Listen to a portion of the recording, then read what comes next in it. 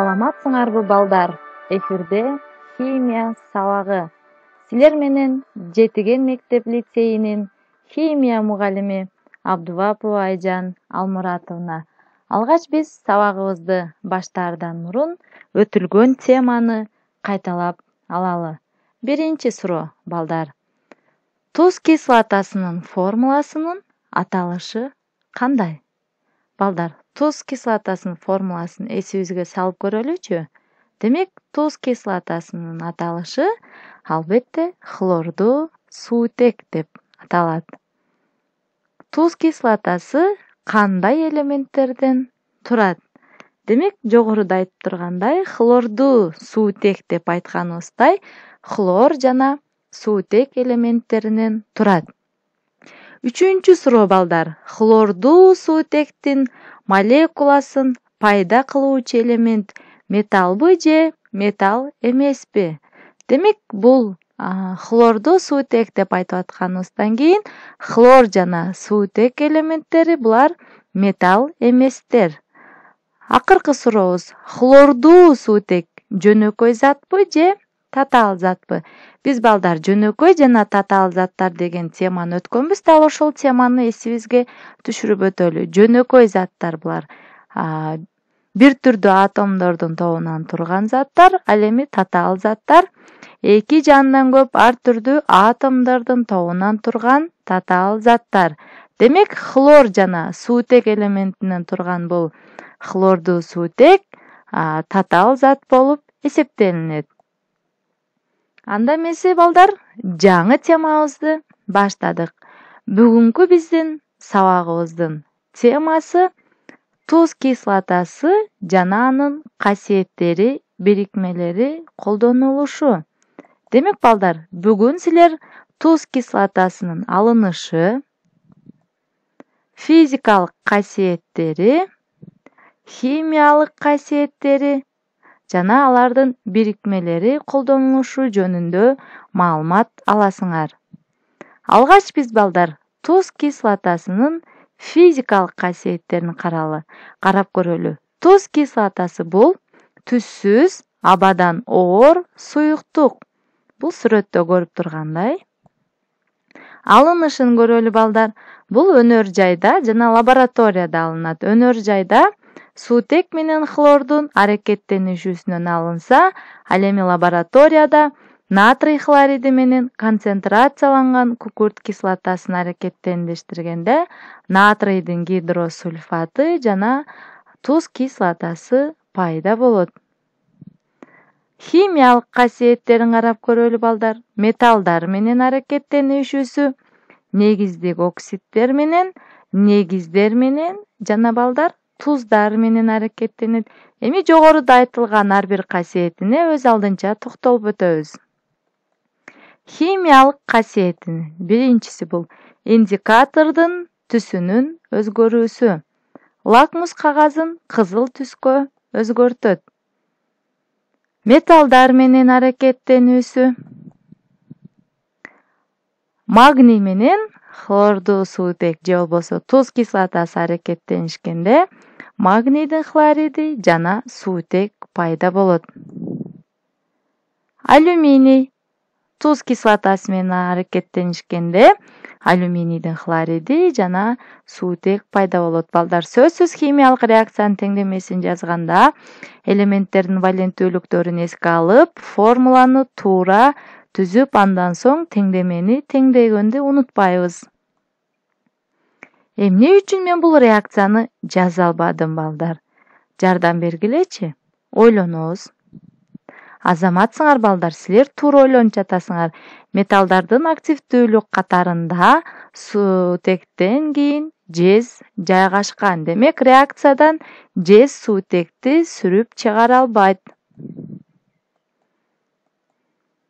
Негиздик жана амфотердик оксиддер менен аракеттенүүсүн карап көрөлү, балдар. Магнийдин оксиди туз кислотасы менен аракеттенишкенде магнийдин хлориди жана суу пайда болот. Андан соң цинктин оксиди менен туз кислотасы аракеттенишкенде цинктин хлориди жана суу пайда болот. Натыйжада жыйынтык чыгарсак, суу жана туз пайда болот. Негиздер менен аракеттенүүшүсүн карап көрөлү балдар. Туз кислотасы менен калий гидроксиди аракеттенишип, калийдин хлориди жана суу пайда болду. Бул жерде дагы бир негизди жазып көрдүк, алюминий гидроксиди. Демек өзүңөр баягы формулалардан байкагандай, хлорид кислота калдыгы же болбосо хлор дайыма бир валенттүү. Демек жыйынтыгында пайда болгон продуктусу бул туз жана суу. Туздар менен аракеттенишүүсү. Демек бул кислоталардын катарын карап көрсөк, туз кислотасы өзүнүн оң жагында жайгашкан кислоталардын туздары менен аракеттенише алат. Демек, кальций карбонаты менен туз кислотасы реакцияга киргенде кальцийдин хлориди жана көмүр кислотасы пайда болду. Бул көмүр кислотасы туруксуз кислота болгондуктан дароо сууга жана көмүр кычкыл газына ажырап кетет. Демек бирикмелерин көрөлү. Бул никелдин хлориди жашыл түстө, бул болсо кобальттын хлориди, бул кальцийдин хлориди. Бул барийдин хлориди. Бул темирдин хлориди. Калийдин хлориди бул кадимки кристалдык кантка окшош, бирок муну даамдап көрүүгө болбойт. Бул калий хлориди калийдик жер семирткичтер, калийдин башка туздарын жана калийдин гидроксидин алууда колдонулуучу сырьё. Цинктин хлориди. Кальцийдин хлориди. Хлоридтердин колдонулушун дагы бир толуктап карасак, алюминийдин хлориди бул органикалык бирикмелерде катализатор катары колдонулат. Ал эми күмүштүн хлориди болсо фотопленкаларды жасоодо колдонулат.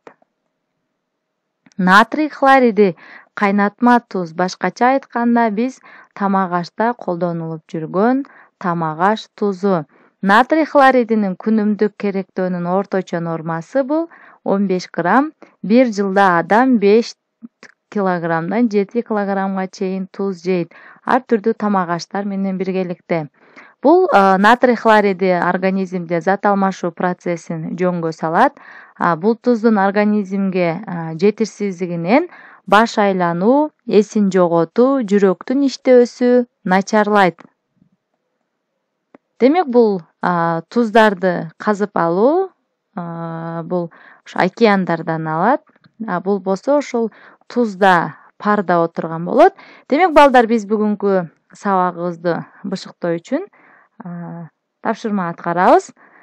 Демек бул баскычтарды бассак бизде формулалар чыгат. Демек биз суроолор чыгат. Бизден сурап жатат, туз кислотасынын физикалык касиети кандай? Демек балдар, силердин жообуңар, ар бириңер өзүңөрдүн жообуңарды айтып көргүлө. Демек силер туура айттыңарбы же жаңылышып калдыңарбы? Азыр текшеребиз. Түссүз суюктук. Экинчи суроо. Бул кайсыл кандай реакция? Бул туз кислотасынын өнөр жайда алынышы. Кобальттын хлориди. Кобальт хлорид. Төртүнчү сурообуз. Бул формуланын аталышы. Азаматсыңар, никелдин хлориди.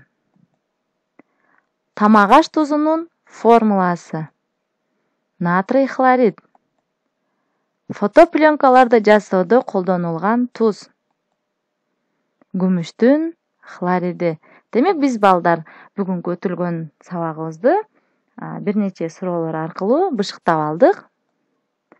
Тапшырмалар. Бул берилген айланууну иш жүзүнө ашыргыла. Демек балдар, айланууну жазып алабыз. Төмөндө берилген заттардын кайсынысы туз кислотасы менен аракеттенишет? Реакциянын теңдемесин түзгүлө.